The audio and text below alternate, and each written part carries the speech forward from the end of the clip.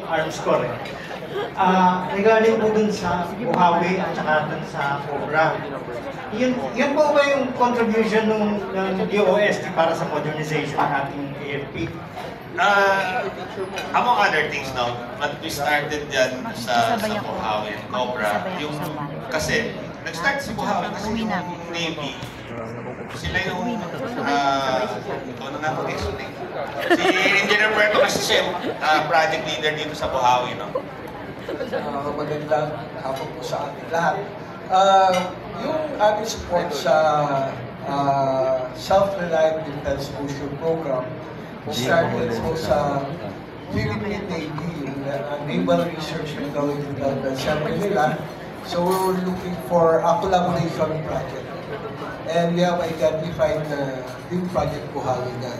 At the same time, sa part naman ng MRDC, we're looking kung ano ba itutulong namin sa industry. So we were able to develop Buhawi. And now, ang Buhawi pala na galing Israel cost around 24 million. R&D development cost ng ginawa namin is only 16 million. Commercial cost of the Buhawi cost about 12.5 during the meeting na yun. And wala na po yung nanalo na company. May 10 units na po silang gagawin with the Philippine Navy. So, after developing the technology, ano kami ng technology licensing, tapos ang industry ang magmamass produce. Same case with all the R&D projects with the AFP po, like the project Cobra, and meron pa ho kami maraming nakaline up for the AFP.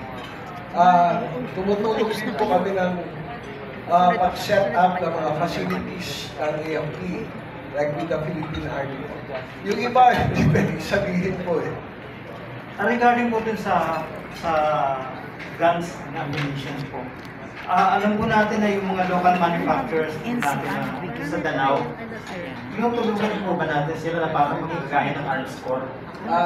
Yes sir, ang Arms Corps po nagsimula din sa MRDC yung kanilang just like casting ng mga frames ng baril. They stayed in MRDC for 10 years sa PBI China. Ang Danao po, during 1990s, 92, under Governor Garcia, requested for assistance. Pero limited manufacturing arrangement. Ayun din yung binigay sa akin ng license ng Philippine National Police na limited lang. So, we were able to produce about 2,000 cast parts ng baril. After that po, when we delivered, hindi na po nila rin-improve yung kanila. Kasi you need to have a license to manufacture. Eh, Ano ba cottage industries lang po kasi? Sure, malaki po yung cottage industry na yun. And they have the support of the local government, the provincial government, and the local government of Danao. Pero hindi na ho sila humingi ng licensing sa PNP. Kaya nagiging po sila, hindi yung cottage industry. Medyo illegal kasi, medyo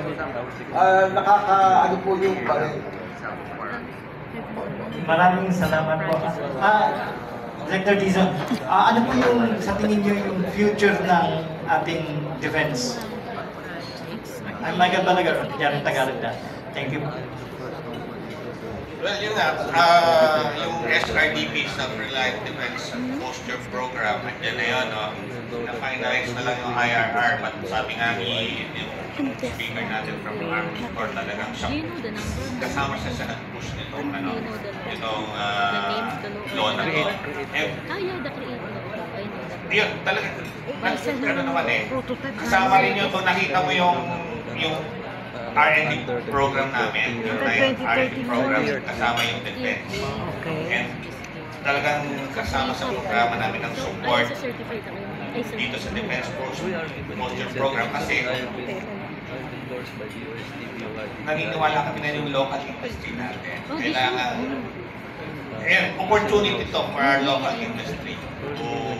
Yun, magkaroon sila ng bagong business.